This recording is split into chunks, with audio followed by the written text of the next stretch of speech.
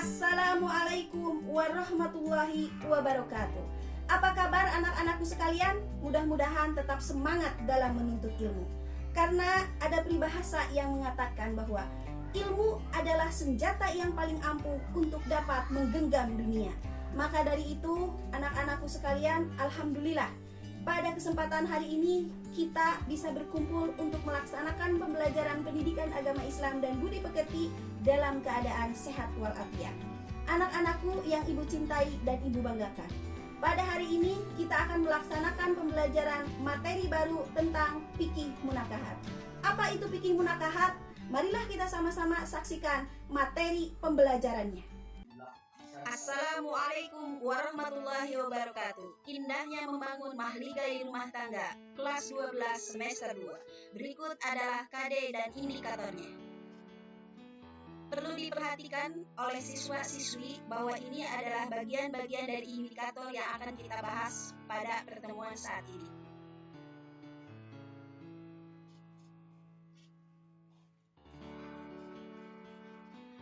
Indikator pencapaian kompetensi, siswa menerimanya, mematuhi protokolnya, menerapkannya, dan menampilkan hikmahnya. Berikut contoh video yang nikah dan pacaran. Sayang, aku hamil. Serius? Alhamdulillah. Mbah, bisa nggak Mbah gugurkan kandungan pacar saya, Mbah? Soalnya saya nggak punya uang buat biayain, Mbah. Enggak. Nggak bunuh janin itu dosa. Saya nggak mau. Kalau bunuh pacar saja bisa nggak, Mbah? Makanya kamu jangan pacaran cuma mau enaknya aja. Pernikahan menurut bahasa berasal dari bahasa Arab nangkaha yungkihu nikahan, yang berarti menghimpun, mengumpulkan, atau ikatan pernikahan. Adapun menurut istilah, nikah adalah suatu akad perjanjian yang menghalalkan pergaulan suami istri antara pria dan wanita yang bukan mahram sehingga terjadi hak dan kewajiban di antara keduanya dengan memenuhi syarat dan rukun yang telah disyariatkan.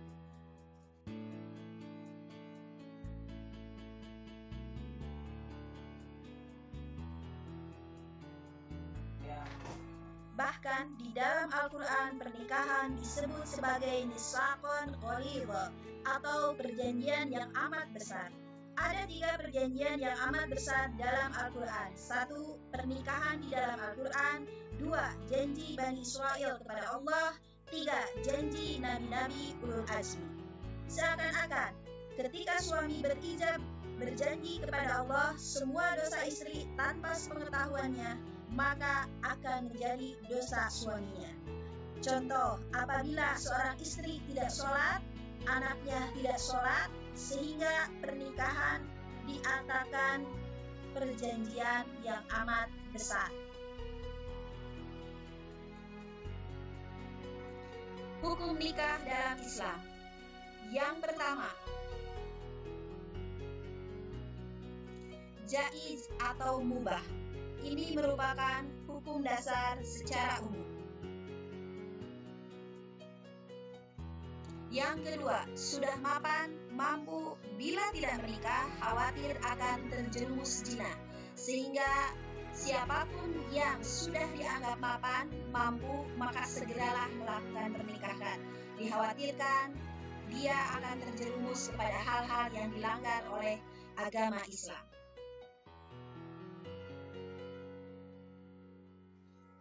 Selanjutnya, sunat. Mampu tetapi sanggup mengendalikan dirinya dari godaan yang menjerumus kepada zina. Artinya, ketika seseorang ingin menikah, maka hukumnya sunat apabila bagi dirinya sendiri masih mampu mengendalikan hawa nafsu. Yang keempat, makruh.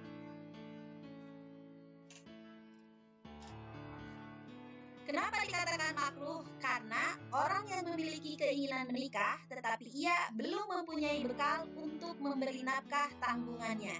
Jadi, jika ada seseorang yang hendak ingin menikah tetapi dia belum mampu mencari nafkah atau belum punya kemampuan, maka hukumnya makruh. Seumpamanya masih sekolah, itu dianggap makruh karena belum mempunyai penghasilan.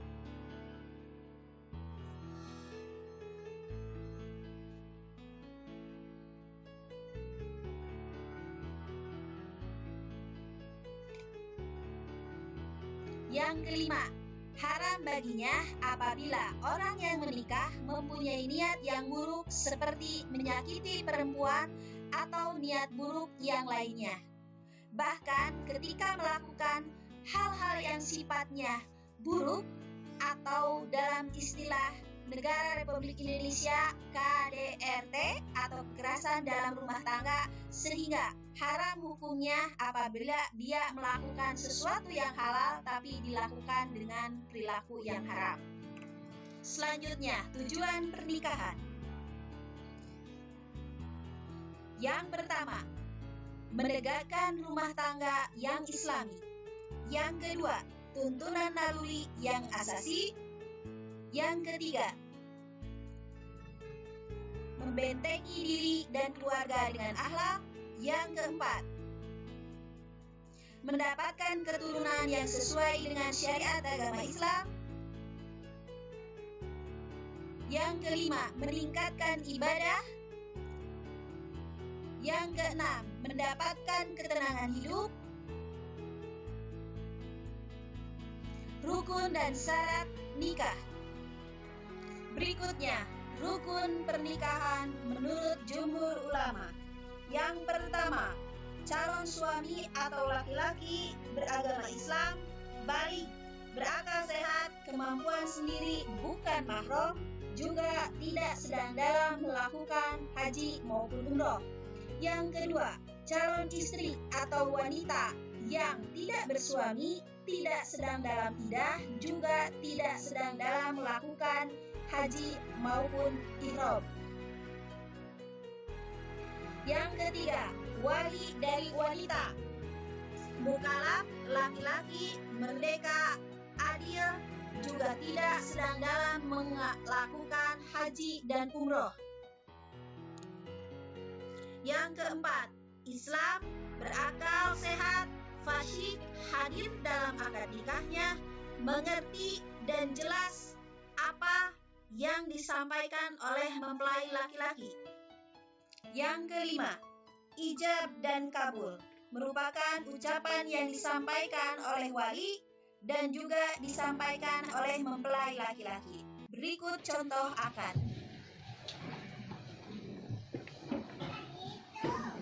Saudara Dian Hadizia Palatama bin Surani, saya nikahkan engkau dengan anak saya yang bernama Fitri Amelia dengan mas kawin seperangkat alat sholat, uang sebesar 3.062.019 rupiah dibayar tunai. Saya terima nikahnya Fitri Amelia binti Bapak Abdul Rafiq dengan mas kawin seperangkat alat sholat dan uang sebesar 3.062.019 rupiah dibayar tunai.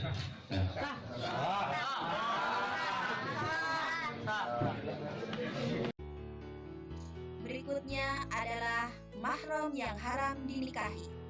Berikut adalah bagan atau skema bagi laki-laki mahram kita dari nasab. Di sini yang ditandai dengan warna merah, artinya yang boleh dinikahi. Sedangkan untuk yang ditandai dengan warna kuning, ada itu bukan mahram, artinya tidak boleh dinikahi. Boleh kita perhatikan mana saja yang termasuk mahram ataupun mana saja yang termasuk yang haram kita nikahi atau yang boleh kita nikahi. Diperhatikan dari nenek atau dari kakek yang ditandai warna kuning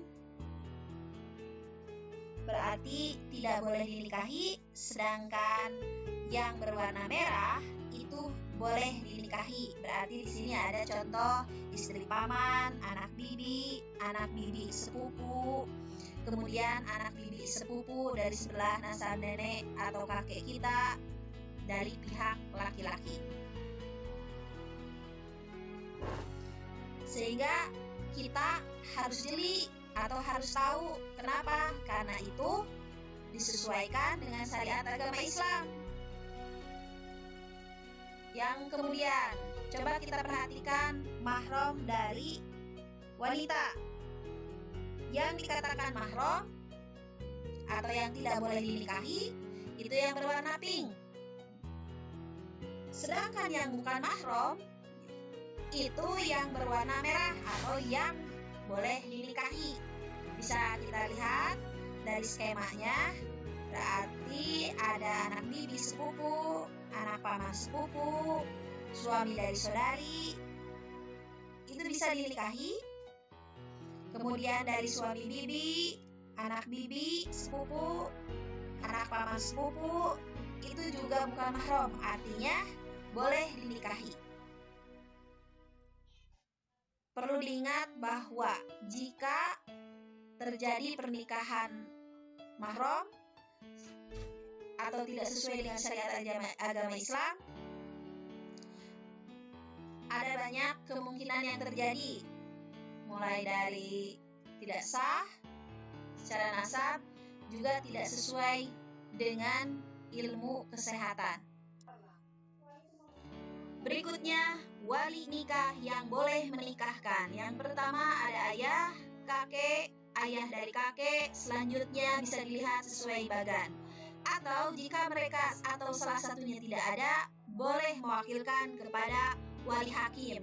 Tetapi ada syarat-syaratnya. Yang pertama, wali nasab benar-benar tidak ada. Yang kedua, wali yang lebih dekat atau akrob tidak memenuhi syarat. Yang ketiga, wali yang lebih jauh tidak ada. Yang keempat, wali akrob tidak memenuhi kuasa. Yang kelima, wali nasab sedang bepergian haji dan umroh. Yang keenam, wali nasab menolak menjadi seorang wali nikah. Yang ketujuh, wali nasab masuk penjara. Berikutnya adalah hak dan kewajiban suami dan istri. Yang pertama, sesuai dengan petunjuk dan syariah konstitusi. Hak dan kewajiban menurut hukum Islam. Berikutnya, hak dan kewajiban suami istri bersama. 1. Halal saling bergaul. 2. Hak saling mewarisi. 3. Sah menasabkan anak kepada suami. Yang keempat, pergaulan suami istri yang baik, tentram, cinta, mencintai, dan santun menyantuni. Yang kelima, saling menjaga rahasia masing-masing. Yang kedua, hak istri kepada suami. Hak yang bersifat kebendaan. 1. Hak menerima mahar. 2. Hak atas nafkah. Ketiga, hak atas tempat kediaman. Yang kedua, ada hak bersifat bukan kebendaan atau ruhyah. Yang pertama, agar suami menggauli istrinya dengan baik. Yang kedua, agar suami menjaga dan memelihara.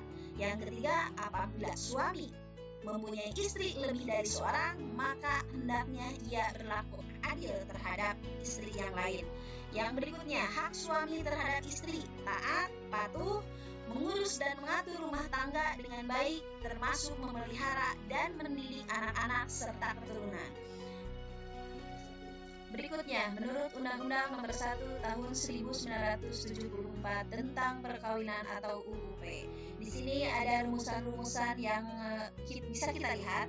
Yang pertama adalah rumusan suami istri memikul kewajiban yang luhur untuk menjadi sendi dasar dari susunan masyarakat. Yang kedua, rumusannya hak dan kewajiban. Berikutnya kita lihat pasal-pasal yang mengikat suami ataupun istri. Ada suami sebagai kepala rumah tangga dan istri sebagai ibu rumah tangga. Juga ketentuan-ketentuannya sebagai berikut di bawahnya. Suami istri wajib saling mencintai, menghormati, setia, dan bantu-membantu baik lahir maupun batin yang satu dengan yang lainnya. Berikutnya adalah menurut kompilasi hukum Islam KHI, hak dan kewajiban suami istri. Ada pasal-pasalnya, salah satunya suami istri memikul kewajiban menegakkan rumah tangga yang sakinah, mawadah, warohmah. Berikutnya ada pasal 78. Di poin kedua, kedudukan suami terhadap istri atau pasal 79. Suami adalah kepala rumah tangga dan istri adalah ibu rumah tangga. Masing-masing pihak berhak melakukan atau melaporkan apabila ada hal-hal yang tidak sesuai dengan hukum.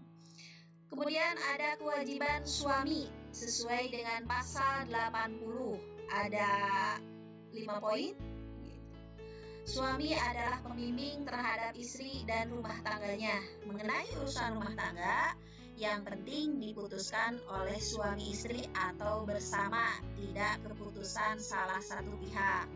Berikutnya adalah pasal 81 tentang tempat kediaman.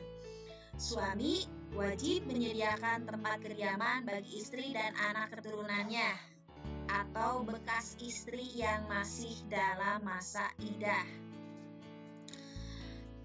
Berikutnya, kewajiban suami yang beristri lebih dari seorang atau pasal 82. 1. Wajib memberi tempat tinggal dan biaya hidup kepada masing-masing istri secara berimbang atau adil menurut jumlah besar kecilnya, jumlah keluarga, dan sebagainya. Berikutnya kita lihat kewajiban istri pasal 83 dan 84. 83, istri wajib berbakti lahir dan batin terhadap suami. Pasal keduanya mengatur keperluan rumah tangga sehari-hari dengan baik. Berikutnya pasal 84, istri dianggap nusyud jika ia tidak mampu melakukan kewajiban kecuali dengan alasan yang sah. Yang kedua, selama istri nusyud, suami tidak wajib menafkahinya. Berikutnya adalah kewajiban suami terhadap istri berlaku kembali sesudah istri tidak nusyud. Yang keempat, ketentuan tentang ada atau tidak adanya nusyud dari istri harus didasarkan atas bukti yang sah. Tidak boleh mengada-ngada. Berikutnya ada tugas untuk para peserta didik, yaitu carilah hikmah yang diisyaratkan dalam pernikahan sebanyak-banyaknya, kemudian silakan dikumpulkan pada ibu. Oke, pada pertemuan minggu berikutnya kita akan membahas tentang tolak, iddah, dan rujuk. Mungkin sekian yang dapat Ibu sampaikan. Mohon maaf apabila ada kekurangan. Wabillahi taufiq wal hidayah. Wassalamualaikum warahmatullahi wabarakatuh. Anak-anakku sekalian yang Ibu cintai dan Ibu banggakan, alhamdulillah pembelajaran pendidikan agama Islam tentang fikih munakahat telah selesai. Mudah-mudahan kita bisa mengambil hikmah dan manfaat yang kita gunakan dalam kehidupan sehari-hari. Tetap semangat dalam mencari ilmu untuk mencapai ridho Allah. Sekian pembelajaran hari ini. Kita ketemu lagi di pembelajaran berikutnya. Billahi taufiq wal hidayah. Wassalamualaikum warahmatullahi wabarakatuh.